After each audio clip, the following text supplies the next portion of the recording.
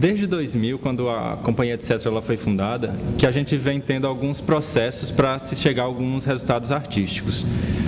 De um processo para outro, a gente sempre tinha preocupação de que algumas coisas fossem estudadas, de a gente rever as aulas que a gente fazia, até a forma como a gente iria trabalhar a improvisação, a criação da própria dança.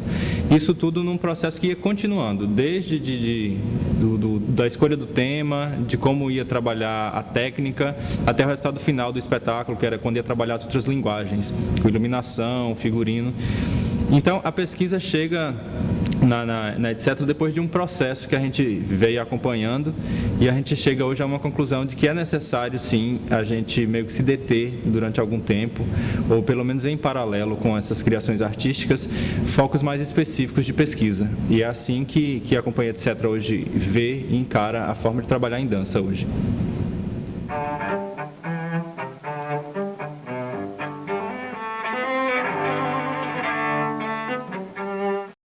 A ideia inicial da pesquisa veio da vontade de se aprofundar no estudo de uma aula que eu tinha aprendido dentro da Companhia Marianne Son durante 3 anos na França. Como a aula ainda era uma técnica, o estudo de técnicas para a construção de uma aula, na verdade, algumas abordagens com relação ao corpo e ao movimento ficaram em abertas. E uma das que me interessou foi o aprofundamento no estudo do esqueleto humano, dos ossos. Daí veio a primeira ideia inicial da pesquisa, que era intitulada Ossos, e que a gente enviou para o edital do Rumos Itaú Cultural Dança 2006-2007. A partir daí, nós fomos pré-selecionados no projeto e tivemos a oportunidade de participar do laboratório de criação com alguns profissionais da dança. Nesse laboratório, o foco do estudo era a dramaturgia do corpo, o que nos ajudou bastante, o que contribuiu bastante para a nossa pesquisa. Por quê? Porque nós conseguimos perceber que o estudo dos ossos se refletia na pele. Por isso, a pesquisa enviada para o Prêmio Klaus Viana de Dança, o qual nós fomos contemplados, se chama Pele e Ossos.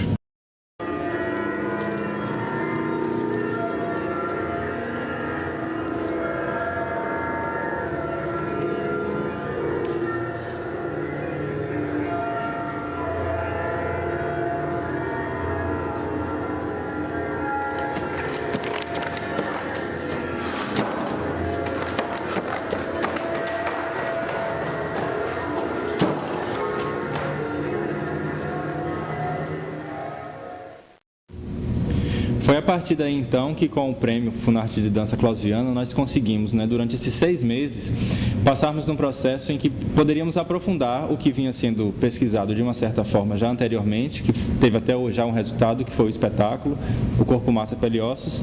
E é graças a financiamentos como esses, que até agora ainda são poucos no Brasil, que conseguimos, com a verba pública, a gente financiar as nossas próprias pesquisas, aprofundar em assuntos que não necessariamente sejam espetáculos, mas que tem a ver com a área artística. E a importância desse tipo de prêmio é muito grande para pessoas que estão trabalhando com dança e estão a fim de pesquisar o que estão fazendo ou refletir sobre o que estão fazendo hoje em dia.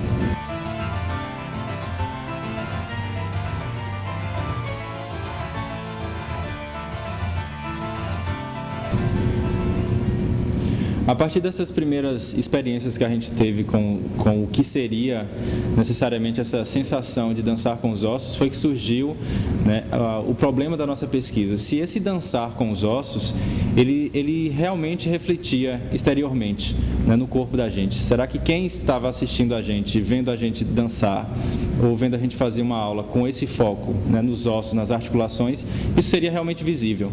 E é a partir desse foco, desse ponto, que a pesquisa começa a se desenvolver, e a gente passou esses 6 meses desenvolvendo a partir desse ponto.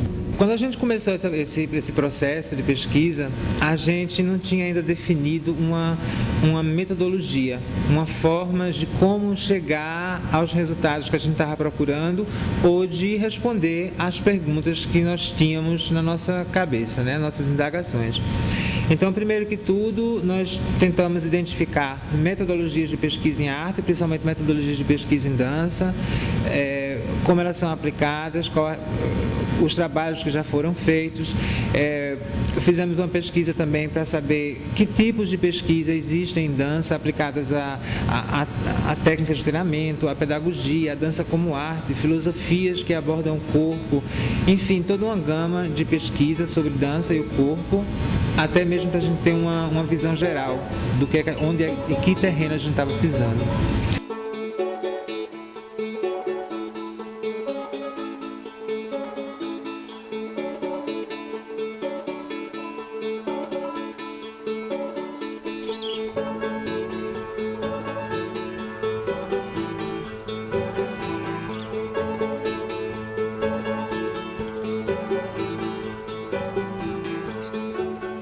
Nós tivemos fases, nós dividimos o projeto basicamente em 3 fases. A primeira fase, onde houve uma coletânea, uma coleção de bibliografia, de material para aprofundar o nosso conhecimento nas áreas onde nós pretendíamos pesquisar. Então, eu dei aula de anatomia para o grupo. O Pedro Buarque, ele deu aulas de filosofia, falando sobre os filósofos e os conceitos em filosofia que abordam o corpo, para que nós tivéssemos essa perspectiva que vai desde o anatômico até o filosófico. Com esse percurso todo, uma coisa ficou muito clara. Nem mesmo a filosofia ou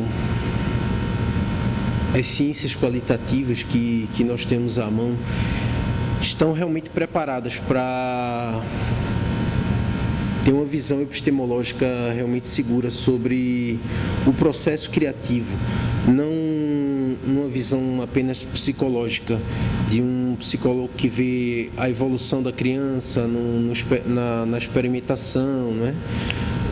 Do processo criativo como uma forma mesmo de inteligência, mas do processo criativo como um brotar cultural, originário, como uma poiesis propriamente dita, como entendia Platão e como desenvolveu muito bem Aristóteles.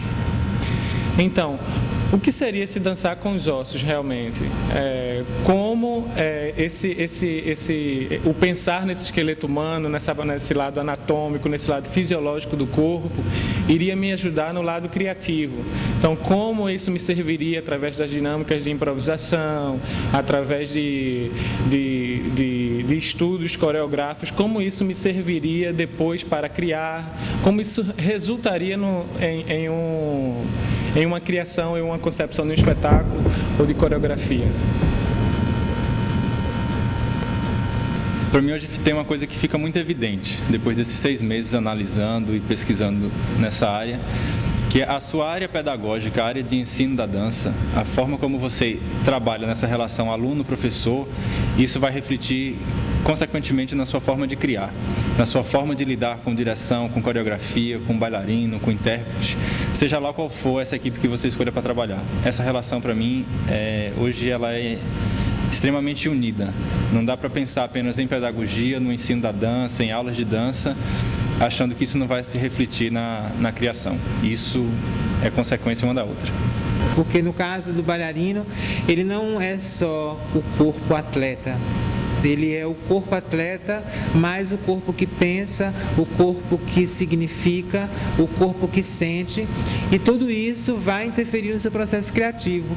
E hoje eu saio com essas perguntas: como eu posso promover, como eu posso tornar o meu papel como pedagogo, como coreógrafo, como treinador, mais eficiente, fazer com que aumentar a consciência corporal das pessoas que trabalham comigo, fazer com que elas vão tão profundamente dentro de si que o movimento seja simplesmente natural e ao mesmo tempo total, onde essa pessoa ela se expressa através do seu movimento com toda a integridade dela, usando com consciência tanto o seu artefato físico, o seu corpo, quanto os seus sentimentos, suas expressões, seus medos, seus significados, seus sentidos, e transformar tudo isso num processo criativo.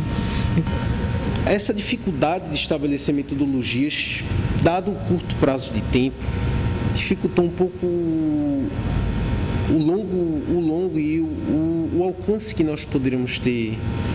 Dificultou um pouco nós termos sido tão produtivos quanto poderíamos ser. Se bem que, sendo realmente crítico em relação a isso, acho que talvez em 20 anos nós realmente teríamos tirado todos os frutos dessa árvore. Acredito que nós plantamos uma semente muito valiosa, já tivemos alguns resultados imediatos, uma produção de conhecimento realmente interessantíssima, tivemos impacto no próprio fazer artístico, mas tem muito caminho para ser andado.